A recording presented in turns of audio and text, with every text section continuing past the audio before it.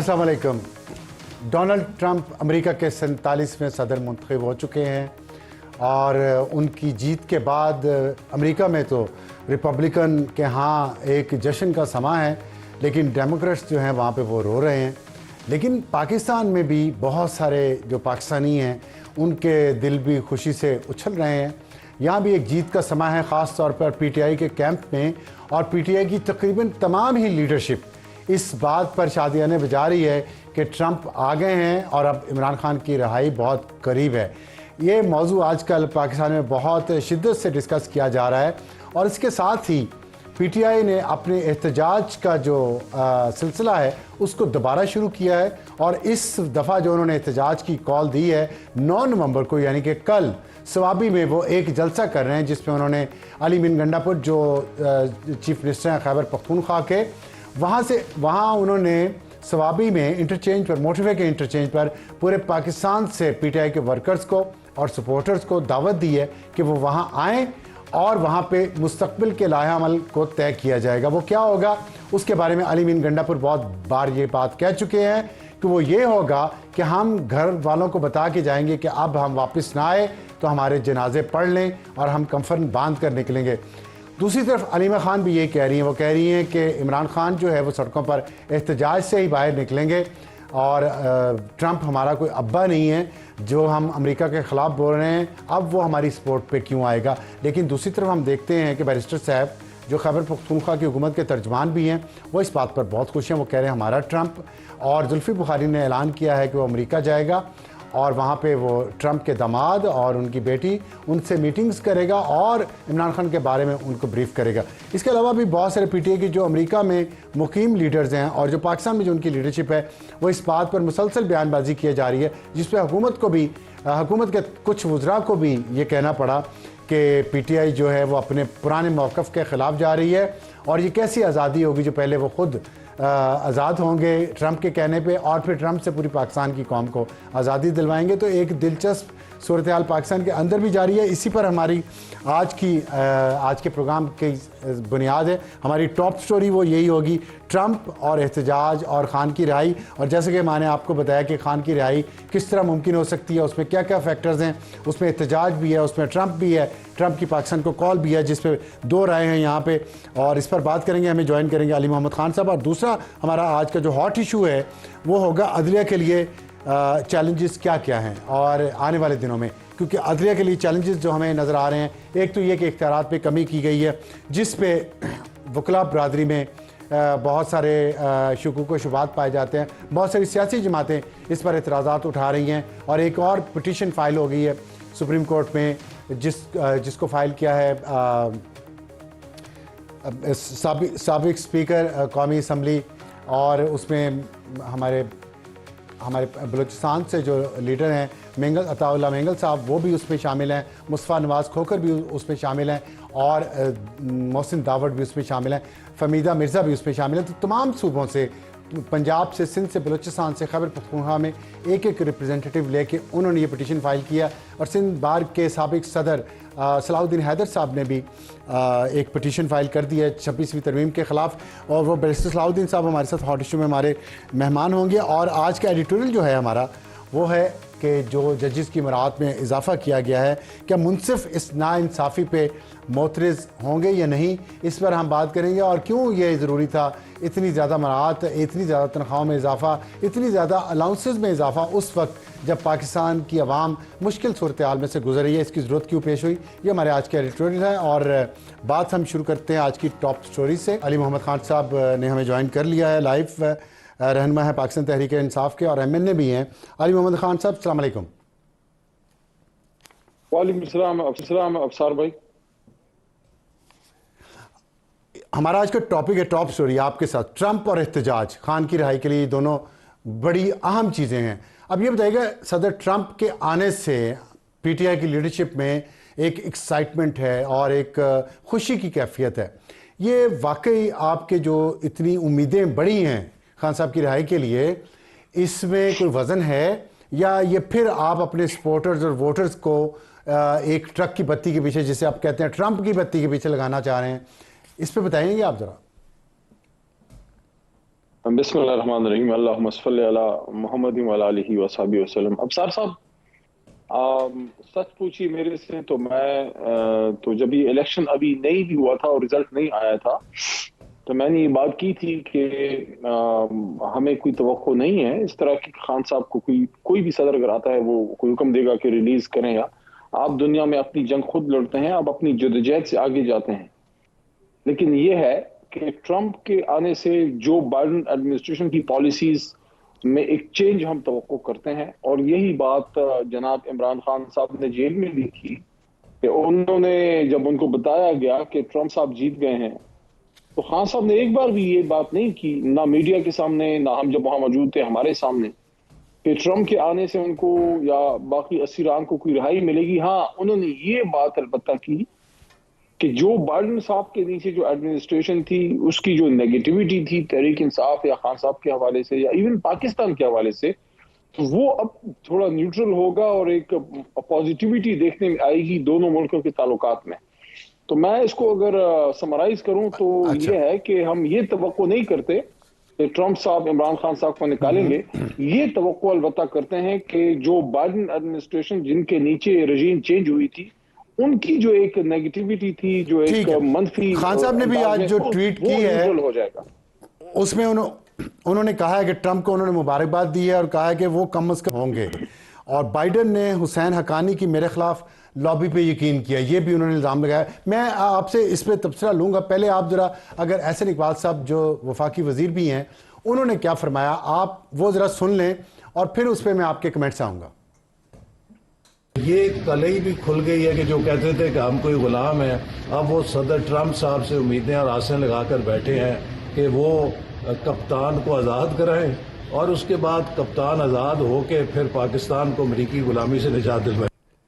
آپ نے سنا کہ احسن اقبال صاحب فرما رہے ہیں کہ پہلے ٹرمپ خان کو آزاد کروائے گا اور پھر خان پاکستان کو امریکہ سے آزادی دلوائے گا۔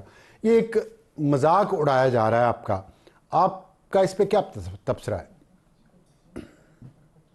وقت ثابت کر دیتا ہے ہر چیز کو۔ جو خان صاحب نے بات کی ہے ہم تو اسی بات پہ کھڑے ہیں۔ یہ جو آپ نے بتایا کہ خان صاحب نے کہا ہے کہ کم از کم موجودہ اسٹیٹ ڈپارٹمنٹ ٹرمپ کی صدارت میں جو ہے وہ نیوٹرل کردار ادا کرے گا، تو یہ بات انہوں نے میرے سامنے کی جیل نہیں، میں احسن خان اقبال نے صاحب جو یہ کہا بات کی۔ ہے، احسن اقبال نے جو کہا ہے انہوں نے وہ آپ پہ تنقید کر رہے ہیں، پی ٹی آئی پہ تنقید کر رہے ہیں کہ پی ٹی آئی عوام کو بیوقوف بنا رہی ہے، پہلے امریکہ سے آزادی دلوانے کا کہہ رہے تھے، اب امریکہ ہی کی مدد چاہتے ہیں اپنی آزادی کے لیے۔ تو یہ کیا متضاد باتیں وہ یہ کہہ رہے ہیں؟ احسن اقبال صاحب کا قصور نہیں ہے، کیونکہ انہوں نے ہمیشہ اپنے لیڈر میاں نواز شریف صاحب کو دیکھا کہ وہ باہر سے بروکریج اور ڈیلز کے ذریعے سیاست انہوں نے ہمیشہ کی ہے۔ چاہے وہ مشرف صاحب کے زمانے میں اپنے کیسز ختم کروا کے یا ایک معافی تلافی کرا کے رفیق حریری صاحب کے ذریعے اس زمانے میں پھر سعودی عربیہ جانا، سرور پیلس میں رہنا، پھر وہاں سے آگے ایک اور ڈیل کر کے یو کے چلے جانا، یا پھر ایک ڈیل کر کے اس وقت کے ڈکٹیٹر کے ساتھ واپس آ جانا، یا پھر ایک ڈیل کر کے پاکستان میں جس وقت باجوہ صاحب کا ایک رول ہے، سب کو پتا ہے کہ خان صاحب کی نالج میں لائے بغیر ایک معاہدہ ہوا، ایک گیم کھیلی گئی اور بغیر کسی بیماری کے، یعنی وہ چیز نہیں تھی جو ہمیں بتائی گئی، اور نکل گئے پاکستان سے باہر، اور پھر جیسے ہی گئے تو سارا انہوں نے دیکھا کہ ان کے لیڈر کیا کرتے ہیں، تو ان کا خیال ہے کہ شاید عمران خان بھی میاں صاحب کی طرح کرتے ہیں، حالانکہ عمران خان صاحب نے کلیئر کیا ہے کہ میں اوروں کی طرح نہیں ہوں، میرا جینا مرنا پاکستان میں ہے۔ لیکن اگر ٹرمپ کے آنے کے بعد رہائی ہوئی خان صاحب کی تو یہ الزام نہیں لگے گا آپ پہ بھی کہ ڈیل ہے یا مفاہمت ہے یا مداخلت ہوئی ہے، امریکی مداخلت ہوئی ہے پاکستان کے معاملات میں؟ یہ الزامات لگیں گے تو کیسے جواب دیں گے آپ؟ اب سر صاحب، مداخلت جو تھی وہ تو وہی تھی جو ڈونلڈ لو نے اسٹیٹ ڈپارٹمنٹ کا میسج بھیجا تھا۔ جو بائیڈن صاحب اس وقت صدر تھے اور بڑا کلیئر تھا، یہ بے عزتی عمران خان یا تحریک انصاف کی نہیں تھی۔ اگر کوئی ضمیر کے آئینے میں دیکھے تو یہ بے عزتی ہر پاکستانی کی تھی، یہ بے عزتی، یہ بے تکریمی شہباز شریف اور نواز شریف صاحب کی بھی تھی، یہ بے تکریمی ہر پاکستانی کی تھی کہ باہر کے بیٹھا کوئی طاقت یہ کہے کہ اس فلانے شخص کو عدم اعتماد میں اتارو، اگر اتارو گے تو آپ کو معاف کر دیں گے، اگر عدم اعتماد کامیاب نہیں ہوگی تو سخت نتائج کا سامنا پاکستان کو کرنا پڑے گا. یہ دھمکی عمران خان کو نہیں تھی، یہ دھمکی وزیر اعظم پاکستان عمران خان کو تھی. تو ہمارا قومی غیرت اور حمیت جو ہے وہ تو اس بات کا متقاضی تھا کہ کم از کم اس نقطے پہ سب عمران خان کے ساتھ کھڑے ہوتے کہ آپس کی لڑائی تو ہم لڑیں گے، لیکن اگر بات ملک پہ آئے گی، اگر بات ملک کے وزیر اعظم پہ آئے گی، ہم سب ساتھ ہوں گے. اس میں تاریخ ضرور سوال کرے گی، میاں صاحب سے بھی کرے گی، زرداری صاحب سے بھی کرے گی، اور باجوہ صاحب سے بھی کرے اب گی، اگر جو بطور آرمی چیف ان کی رسپانسبلٹی تھی کہ اپنے وزیر اعظم کو ان چیزوں سے وہ بچاتے. تو اب اگر ٹرمپ نے مداخلت کی کوشش کی تو کیا پی ٹی آئی یہ سٹینڈ لے گی کہ ٹرمپ کا پاکستان میں مداخلت کا کوئی جواز نہیں ہے، ہمارا اندرونی معاملہ ہے، ہم خود اس کو حل کریں گے، یہاں پہ عدالتوں کے ذریعے انصاف لیں گے؟ دیکھیں، پاکستان کے اندرونی معاملات ہیں، خان صاحب نے خود یہ بات کی ہے، اور ہماری جماعت کی لیڈرشپ نے بھی یہ کہا ہے کہ عمران خان صاحب ہماری پولیٹیکل مومنٹ سے اور عدالتوں کے ذریعے باہر آئیں گے. کوئی بھی اگر مذاکرات ہوتے ہیں، کوئی چیزیں ہوتی ہیں، تو ہمارے اور حکومت کے بیچ میں یا ایون اسٹیبلشمنٹ، ہم سب پاکستانی ہیں، اپنے مسائل آپس میں بیٹھ کے حل کر سکتے ہیں. لیکن اس بات سے کوئی انکار نہیں ہے، دو باتیں یہاں پہ آتی ہیں کہ ایڈمنسٹریشن چینج ہونے سے اس کے اثرات خطے میں پڑتے ہیں، چاہے وہ سینٹرل ایشیا ہو، چاہے وہ ساؤتھ ایسٹ ایشیا ہو، چاہے وہ ساؤتھ ایشیا ہو یا مڈل ایسٹ ہو. تو وہ ایک چیز ہوتی ہے، ایڈمنسٹریشن چینج ہونے سے پالیسی شفٹ آتا ہے. لیکن ایک توقع ہماری ہے ٹھیک ہے کہ جو غلطی ہوئی تھی اس کو یہ ایڈمنسٹریشن ٹرمپ کی اب ٹھیک کرے. جو بائیڈن نے غلطی کی تھی، جو زیادتی کی تھی، جو انٹرفیئرنس کی تھی، اور ابصار عالم صاحب وہ تو ہم نہیں کہتے، وہ تو عمران خان بطور وزیر اعظم، ان کے نیچے جو نیشنل سیکیورٹی کمیٹی تھی، اس شہباز شریف صاحب کی کمیٹی نے بھی یہ بات کی تھی، توثیق کی تھی. وہ تو یہ بڑی ڈونلڈ لو امپورٹنٹ کی بات آپ ہے. پالیسی کی بات کر رہے ہیں نا، وہ تو فیئر انف، وہ تو آپ فیئر بات کر رہے ہیں. میرا سوال ڈائریکٹ ہے کہ کیا خان کی رہائی کے لیے ٹرمپ کو مداخلت کرنی چاہیے؟ دیکھیں، ٹرمپ کا کیا کام ہے؟ وہ امریکہ کے صدر ہیں کہ وہ ہمارے ملک میں مداخلت کریں گے. مداخلت چاہے کسی کے لیے بھی ہو یا کسی کے بھی خلاف ہو، بیرونی مداخلت ہمارے اندرونی معاملات میں تو نہیں ہونی چاہیے. لیکن یہ بات میں آپ کو کہوں کہ بدقسمتی سے 70-75 سال سے وہ یہی رہا ہے، وہ یہی رہا ہے. یہ لوگ سارے جا کے وہاں پہ بیٹھے نہیں ہوتے. لیکن پھر بھی آپ یہ چاہیں گے کہ لیکن پھر بھی آپ یہ چاہیں گے کہ یہ اب نہ ہو اور پی ٹی آئی ایک نئی تاریخ رقم کرے. میں آپ کو یہاں پہ ایک چھوٹا سا کلپ سنوانا چاہتا ہوں علیمہ خان صاحبہ کا. کل آپ کا 9 نومبر کو وہاں پہ جلسہ ہو رہا ہے اور عوامی جو احتجاج ہو رہا ہے اس پہ ان کی کیا رائے ہے، یہ ذرا سنیے گا. اب پھر وہیں آگے واپس کے ہم غلام ہیں. ڈونلڈ ٹرمپ ہمارے ابا ہے یا ہم اس کی کالونی ہیں؟ یا یہ مجھے سمجھ نہیں آتی کہ ڈونلڈ ٹرمپ امریکہ کا پریزیڈنٹ آ رہا ہے، ہم کون ہیں؟ ہم پاکستانی ہیں، 24 کروڑ. ہمیں اپنی عزت کا تو خیال کرنا چاہیے. آپ نے سنا علی محمد صاحب کہ انہوں نے بھی وہی بات کی ہے کہ ٹرمپ ہمارا ابا نہیں ہے، 24 کروڑ عوام کو اپنی عزت کا خیال کرنا چاہیے اور خود خان صاحب کو یہاں پہ جدوجہد کر کے رہا کروانا چاہیے. تو آپ نے بھی یہی کہا ہے کہ ٹرمپ کو مداخلت نہیں کرنی چاہیے پاکستان کے اندرونی معاملات میں.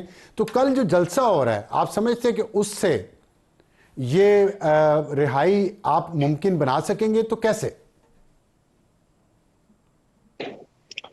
ابصار صاحب، پولیٹیکل سٹرگل میں جلسہ بھی ہے، جلوس بھی ہے، پرامن احتجاج بھی ہے، دھرنا بھی ہے، اور اس کے ساتھ ساتھ الیکٹرانک سوشل میڈیا پہ بات بھی ہے، لوگوں سے کنونسنگ بھی ہے، آواز اٹھانا ہے، پارلیمنٹ میں، عدالتوں میں بھی ایک عدالتی جنگ بھی ہے.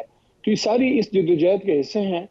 ہم نہ تھکے ہیں، نہ ہمارا لیڈر تھکا ہے، اور اس بات پہ ہم اللہ سے بہت شکر گزار ہیں کہ اس سٹرگل میں عمران خان اکیلے نہیں ہیں، پوری قوم خان صاحب کے ساتھ ہے. اور یہ بات میں نے خان صاحب کو جیل میں پرسوں کی کہ خان صاحب، یہ اللہ کا شکر ہے کہ قوم نے آپ کو اکیلا نہیں چھوڑا، قوم آپ کے ساتھ کھڑی ہے. اگر قوم ساتھ کھڑی نہ ہوتی تب آپ کو بہت سے لوگوں کے اصل چہرے نظر آتے. لیکن اس وقت چونکہ قوم عمران خان صاحب کے ساتھ ہے، اس لیے بہت سے لوگ خان صاحب کے ساتھ پولیٹیکل مائلیج کے لیے بھی ہیں. اصل جو لائلسٹ ہوتے ہیں وہ تو آپ کے اس وقت بھی ساتھ ہوتے ہیں جب کوئی آپ کے ساتھ نہیں ہوتا. یہ اللہ کا خان صاحب پہ احسان ہے کہ ان پہ دنیاوی مشکلات بے انتہا ہیں، لیکن ان کی قوم نے اپنے لیڈر کو اکیلا نہیں چھوڑا. تو آپ کیا کہنا چاہ رہے ہیں کہ کل جو ہے 9 نومبر کو آپ لوگ یہ فیصلہ کریں گے کہ آپ نے دھرنا دینا ہے, احتجاج کرنا ہے, اسلام آباد بند کرنا ہے یا ملک بند کرنا ہے, کل اس کا فیصلہ ہو جائے گا یا کل سے شروع ہو جائے گا؟ ابصار عالم صاحب, کوئی ایسا کام نہ ہوگا, نہ ہونا چاہیے جس سے ملک کو خدا نخواستہ نقصان ہو, تو ایسی کوئی بات نہیں ہے. پرامن احتجاج آئین میں آپ کا حق ہوتا ہے, آپ احتجاج بھی کرتے ہیں, ملک بھی چلتا ہے. کل تو جلسہ ہے, جلسے میں وزیر اعلیٰ علی امین گنڈاپور بھی ہوں گے اور چیئرمین گوہر اور سیکرٹری جنرل راجہ صاحب, ہم سب ادھر ہوں گے. تو وہاں پالیسی جو آخری ہے میرے خیال میں وہ سٹیٹمنٹ تو شاید وزیر اعلیٰ دیں یا وہ چیئرمین گوہر دیں, لیکن بہرحال کل کا جلسہ اہم ہے. اس سے آگے کے لائحہ عمل کا بھی اعلان ہوگا, لیکن جو بھی لائحہ عمل ہوگا وہ آئین و قانون کے اندر ہوگا, اور اس کا ٹارگٹ ایک ہی ہے کہ عمران خان صاحب کو پرامن طریقے سے ایک سیاسی انداز میں ایک قانونی جنگ لڑ کے ان کو رہا بھی کیا جائے, پولیٹیکل پریشر بھی ماؤنٹ کیا جائے. ساتھ ساتھ دوسرا بڑا نقطہ ہے ہمارے مینڈیٹ کی واپسی, اوریجنل مینڈیٹ کی واپسی, تاکہ یہ نظام آگے چلے. لیکن نظام آگے چلے گا فارم 47 سے نہیں, فارم 45 سے. اچھا, خان صاحب نے آج کہا ہے اور علیمہ خان صاحب بھی بار بار کہہ رہی ہیں کہ لوگوں کو سڑکوں پہ لانا پڑے گا تبھی ہمارے یہ سارے حقوق جن مطالبات کی آپ نے بات کی ہے وہ پورے ہو سکیں گے. تو مجھے یہ بتائیے گا, آپ نے کہا قانونی جنگ کے ذریعے خان کو رہا کروائیں گے, تو سڑکوں پہ لوگوں کو لانے سے آپ سمجھتے ہیں کہ قانونی جنگ میں آپ کو فائدہ ہوگا؟ کیا عدالتوں کو آپ انڈر پریشر لانا چاہ رہے ہیں عوامی دباؤ سے؟ نہیں ابصار صاحب, جس طرح میں نے آپ کو بھی وہی بات کی جو خان صاحب نے کی ہے.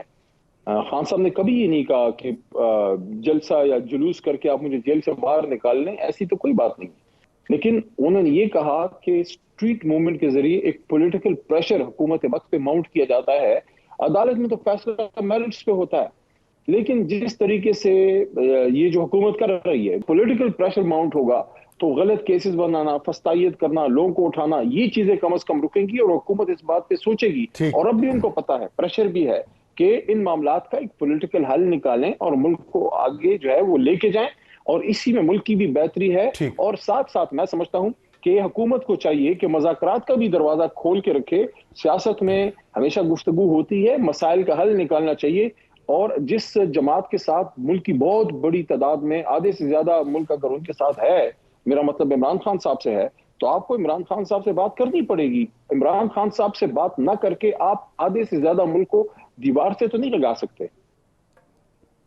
اچھا, مختصر ایک جواب چاہیے مجھے, وقت ختم ہو رہا ہے, کہ خان صاحب نے جو کہا ہے کہ سڑکوں پہ لانے کا لوگوں کو, لیکن آپ بھی یہ بات کر رہے ہیں, تو ایک بات ہو رہی ہے ڈیل کی یا مفاہمت کی, اور اس میں یہ کہا جا رہا ہے کہ بشرا بی بی کی رہائی, علیمہ خان کی رہائی, اور علی بن گنڈاپور کو جو گرفتار نہیں کیا جا رہا, اور ان کو بھی یہ ٹاسک دیا گیا, خاص طور پر بشرا بی بی اور علی بن گنڈاپور کو, کہ وہ خان صاحب کو سمجھائیں کہ مفاہمت کریں, آگے بڑھیں, اور ایک سیاسی جماعت کی طرح, سیاسی لوگوں کی طرح بیہیو کریں. یہ سڑکیں بند کرنا, معیشت کو عدم استحکام کا شکار کرنا, یہ کام چھوڑ دیں.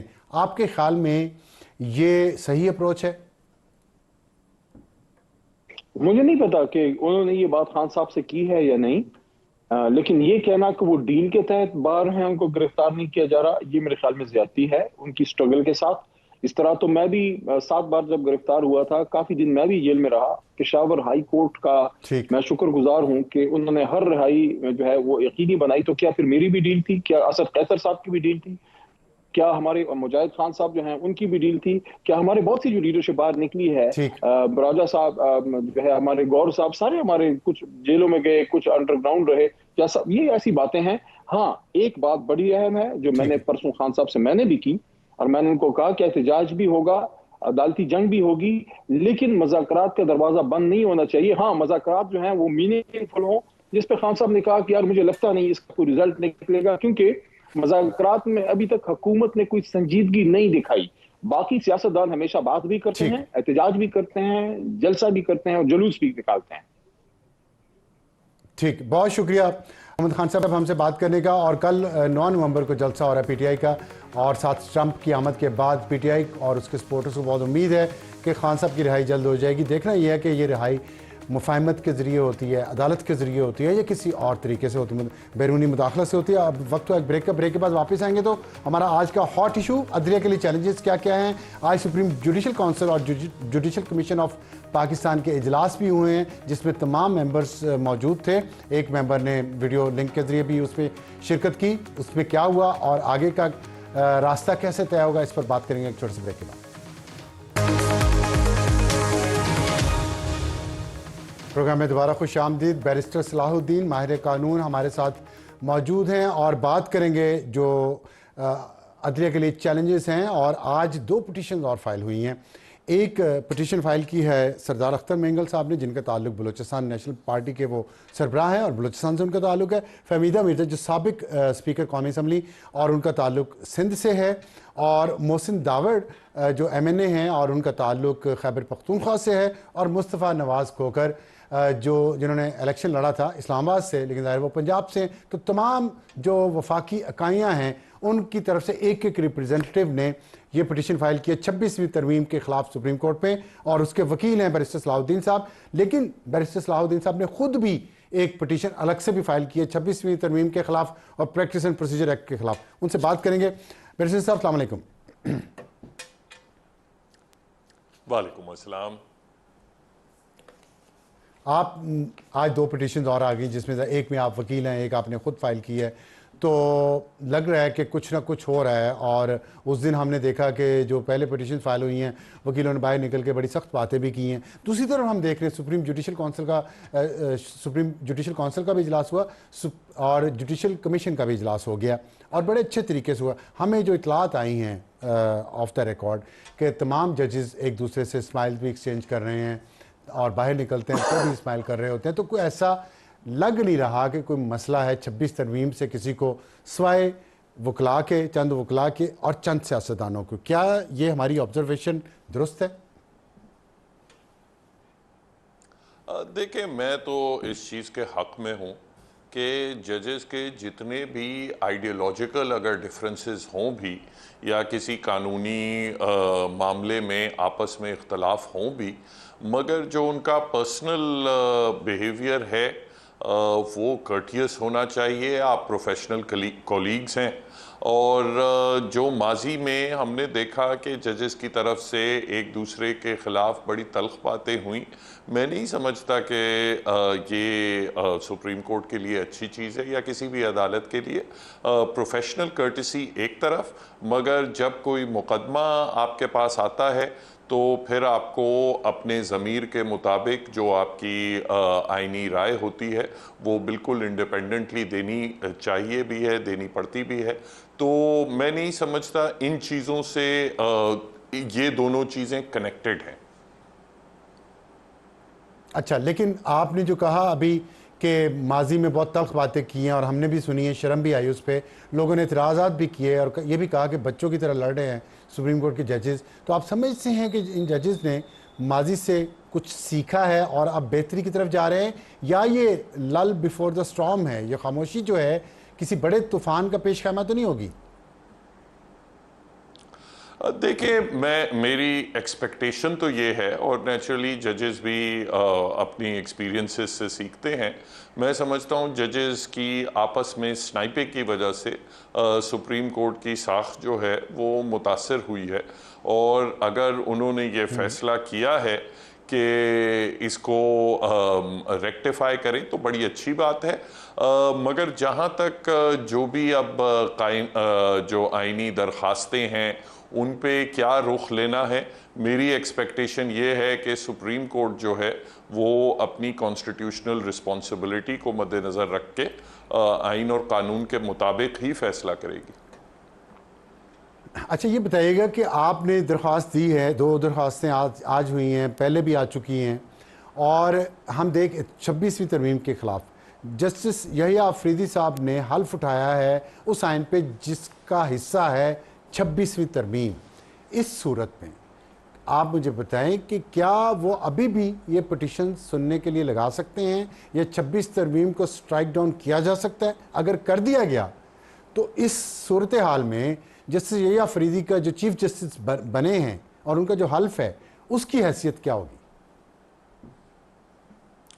देखें, जो वैसे माजी में ऐसे जज साहिबान रहे हैं जिन्होंने ऐसे फैसले किए हैं जिनसे उनका अपना जो स्टेटस और अपॉइंटमेंट है वो भी नलिफाई हुआ है। एक मिसाल उसकी जस्टिस सरमद जलाल उस्मानी की पाई जाती है, सरमद जलाल उस्मानी साहब की पाई जाती है कि जब आपको याद है कि 2007-2008 में जब पीसीओ आया और डोगर साहब चीफ जस्टिस अपॉइंट हुए तो उन्होंने जजेस को फिर अपॉइंट किया। सरमद उस्मानी साहब को जो हाई कोर्ट के जज थे उन्होंने हल्फ नहीं उठाया था पीसीओ के तहत, उनको फिर डायरेक्टली सुप्रीम कोर्ट में अपॉइंट किया। उसके बाद जब सुप्रीम कोर्ट में Sindh high court bar association का केस आया था जिसमें उन्होंने कहा कि चीफ डोगर साहब की जो अपॉइंटमेंट थी वो नलिटी थी और उनकी तमाम तर अपॉइंटमेंट्स भी नलिटी थी, तो वो जो जजमेंट थी सरमद उस्मानी साहब ने बतौर उस वक्त बिकॉज डी फैक्टो वो सुप्रीम कोर्ट में फाइज थे, तो उन्होंने वो जजमेंट साइन की और उस जजमेंट के साइन करते साथ ही he was then taken back to the high court. फिर वो बाद में हाई कोर्ट के चीफ जस्टिस बने और फिर बाद में अपने कोर्स में सुप्रीम कोर्ट में आए। तो हमारे पास ऐसी भी मिसालें हैं कि जजेस ने ऐसे जजमेंट्स पास की हैं जिससे उनके अपने स्टेटस पे इफेक्ट होता है। तो आपने मिसाल तो एक दी, एक मिसाल हमारे पूरे 76 साल में से निकली है। क्या आप समझते हैं कि ये जो आप बात कर रहे हैं, जो पिटिशनर्स हैं जितने भी, ज़ाहिर है वो यही चाहते हैं ना कि 26वीं तरमीम उड़ा दी जाए, तो क्या ये ड्रीम है, ये पाइप ड्रीम है? देखिए, मेरी राय में तो जो लीगल चैलेंज है वो बहुत स्ट्रॉन्ग है, क्योंकि सुप्रीम कोर्ट ने खुद अपना फुल कोर्ट ने पहले ही फैसला दिया हुआ है रावलपिंडी डिस्ट्रिक्ट बार एसोसिएशन में, और उससे पहले काफ़ी जजमेंट्स हैं। महमूद खान अचकज़ई की केस में भी इस किस्म की ऑब्जर्वेशंस हैं, बेनज़ीर भुट्टो के केस में भी इस किस्म की ऑब्जर्वेशंस है, मगर finally Rawalpindi district bar association में 17 में से 13 जजेस ने ऑलरेडी ये होल्ड किया है कि आइन के कुछ ऐसे फीचर्स हैं जिसमें अदलिया की आज़ादी शामिल है, जो कि पार्लियामेंट अपनी अमेंडेटरी पावर्स में इस किस्म अपनी तरमीमी पावर्स में वो इस किस्म की तरमीम कर नहीं सकती, चूँकि जो अमेंडेटरी पावर्स हैं वो खुद लिमिटेड हैं। आइन का जो बुनियादी ढांचा है, उसकी जो बेसिक शक्ल है, चाहे वो पार्लियामेंट्री डेमोक्रेसी के सूरत में हो या फेडरलिज्म के सूरत में हो या अदलिया की आज़ादी के सूरत में हो, ऐसी चीज़ों को आप चेंज नहीं कर सकते। बाकी मशीनरी प्रोविजंस और दीगर बुनियादी हकूक़ में इजाफा करना वगैरह वो तो ऑब्वियसली पार्लियामेंट का इख्तियार है। तो सुप्रीम कोर्ट की बड़ी क्लियर इस पे जजमेंट है। अब सिर्फ ये देखना है कि ये जो तरमीम की गई हैं 26वीं तरमीम के तहत, ये अदलिया की आज़ादी मुतासर करती हैं या नहीं। अगर करती हैं तो फिर वो according to Rawalpindi district bar association इस तरमीम को स्ट्राइक डाउन होना पड़ेगा। तो ये फैसला आईनी बेंच करेगा ना? जी, इसमें हमने एक्चुअली जो दरख्वास्त दी है वो स्पेसिफिकली ये दी है कि इसको फुल कोर्ट सुना जाए। उसकी वजह बुनियादी तौर पे ये है कि जो क्रिएशन है इस लेजिस्लेटिव इंस्ट्रूमेंट की, वो खुद अपने ही जिस चीज़ की बुनियाद पे वो वहाँ बैठे हैं वो उस चीज़ को एग्जामिन नहीं कर सकते।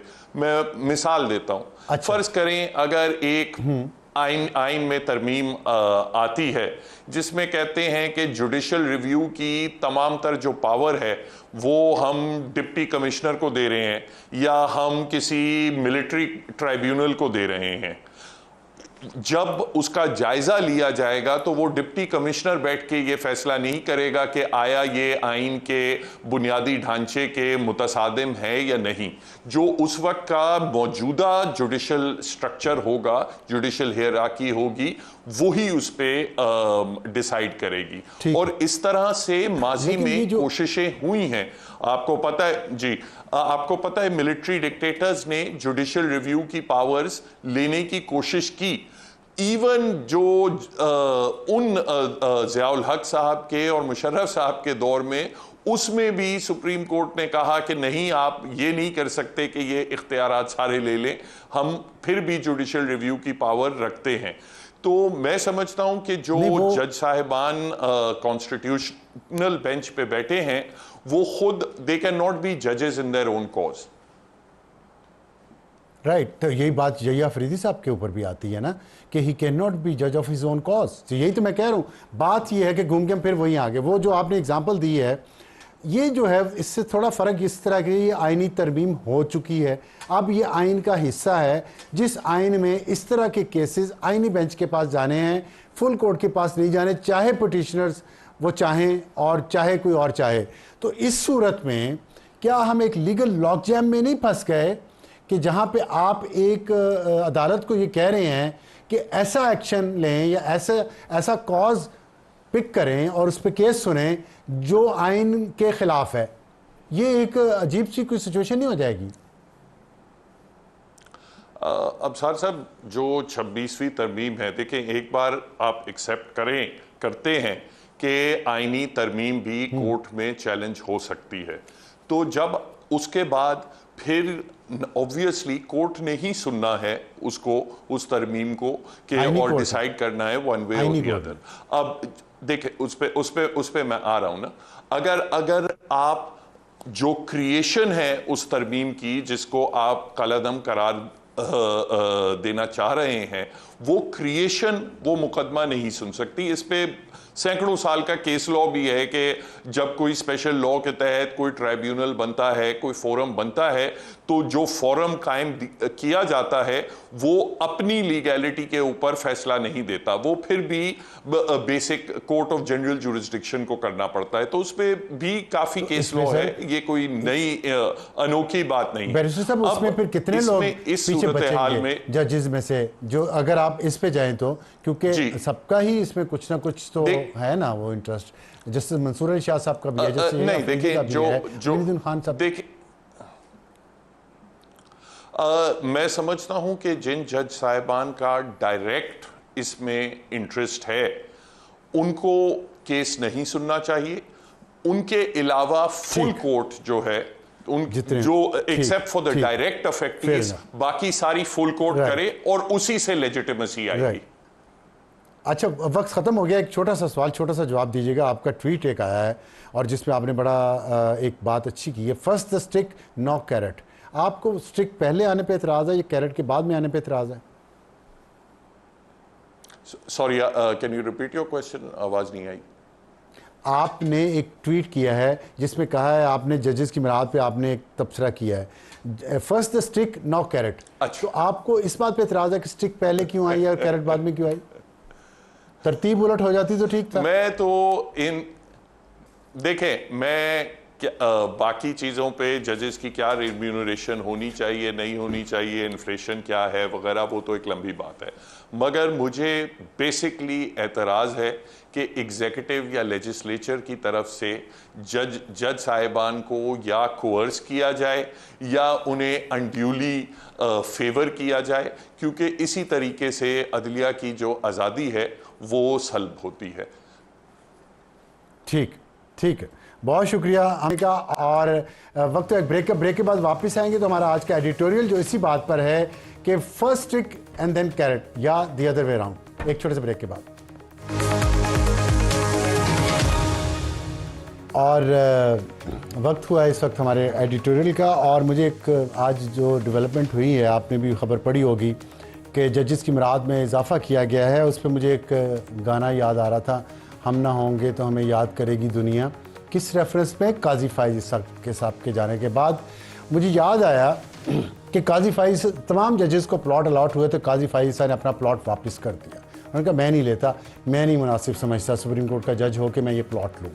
اور آج جب مراد کا اعلان ہوا ہائی کورٹ اور سپریم کورٹ کے معزز ججز کے لیے, تو عوام کے اوپر ٹیکسز میں اضافے کی خبر بھی ساتھ ہی چل رہی تھی, اور یہ بھی بتایا جا رہا تھا کہ جو ریونیو ٹارگٹ ہے وہ پورا نہیں ہوا. آئی ایم ایف نے کہا ہے کہ ریونیو ٹارگٹ پورا کرنے کے لیے مزید ٹیکسز لگائے جائیں عوام پہ. ہو سکتا ہے جنرل سیلز ٹیکس آپ کے دودھ پہ اور چائے کی پتی پہ اور چینی پہ بڑھا دیا جائے, جو تنخواہ دار طبقہ ہے اس پہ انکم ٹیکس میں مزید اضافہ کر دیا جائے. لیکن دوسری طرف ہم نے ساتھ ہی یہ خبر دیکھی کہ ہماری جو اشرافیہ ہے اور اس میں ظاہر ہے ہمارے ججز بھی شامل ہیں, اس اشرافیہ میں ان کی مراعات میں اضافہ کر دیا گیا. حکومت نے کیا, ایگزیکٹو نے کیا, جو خود اشرافیہ کی ایک برانچ ہے, اور انہوں نے اضافہ بھی اتنا دل کھول کے کیا ہے کہ آپ دیکھیں اور حیران ہو جائیں گے کہ ہاؤس رینٹ جو 65,000 تھا 3,50,000 کر دیا, اور جوڈیشل الاؤنس جو 3,42,000 مہینہ تھا اس کو بڑھا کر 10,61,000. تو مطلب جب بادشاہ دینے پہ آتا ہے تو کھل کے دیتا ہے, اور دیا. اور اس سے ہوا کیا ہے, 20 لاکھ تقریباً تنخواہ ہو گئی ہے اب ججز کی, اور ہائی کورٹ کے اور سپریم کورٹ کے ججز کی قریب ہے, تھوڑی بہت اوپر نیچے ہوگی. اور لیکن کسی کی تنخواہ زیادہ ہونے پہ اعتراض نہیں ہے مجھے کوئی ذاتی طور پہ, کیونکہ میں خود تنخواہ دار طبقے سے میرا تعلق ہے, اور میں بھی چاہتا ہوں کہ میرا ادارہ بھی میری تنخواہ میں اضافہ کرے اور بہت زیادہ کرے. لیکن نہیں ہوتا, الگ بات ہے. ہم بات تو کر سکتے ہیں, کویسچن اس لیے کر رہے ہیں کہ ہم ٹیکس دیتے ہیں اپنی تنخواہ سے, ہر مہینے دیتے ہیں, اور اتنا ٹیکس دیتے ہیں کہ کانوں سے دھواں نکلتا ہے ہر مہینے, لیکن دینا پڑتا ہے. اور وہ ٹیکس ہمارا کدھر جاتا ہے؟ ان اشرافیہ کی ان مراعات کے لیے. اور جو جیسا کہ میں نے کہا کہ ہماری عدالتوں کا نمبر 129واں ہے پوری دنیا میں. بہتر ہوتا نمبر تو شاید اس سے بھی زیادہ تنخواہیں ہوتی ہیں, میں اعتراض نہ ہوتا. ہماری اکانومی بہتر ہوتی, ہماری معیشت بہتر ہوتی, ہمارے ذرائع آمدن بہتر ہوتے, ہماری برآمدات اوپر جاری ہوتی, ہماری برآمدات میں اضافہ ہو رہا تھا, ہماری دنیا میں کوئی عزت ہوتی, ہماری عدالتوں کے فیصلوں کی کوئی عزت ہوتی. تو اتنی مراحل سے مجھے کوئی فرق نہیں پڑتا, نہ ہی قوم کو پڑھنا تھا. اور ایک بات, ظاہر یہ سب کچھ نہیں ہے لیکن مراحل میں اضافہ ہو گیا ہے, تو قاضی فائز صاحب کیوں یاد آئے؟ اس لیے کہ ان کے خلاف خط تو بڑی سخت زبان میں لکھے جاتے تھے. انتظار کروں گا میں ایسے ہی مزید خطوط کا ان معزز ججز کی طرف کہیں کہ میں یہ مراد قبول نہیں کرتا. جیسے قاضی فائز صاحب نے اپنا پلاٹ واپس کیا تھا, ایسے مراد بھی واپس کر دیں. کیا خیال ہے؟ سوچیے گا. Good night.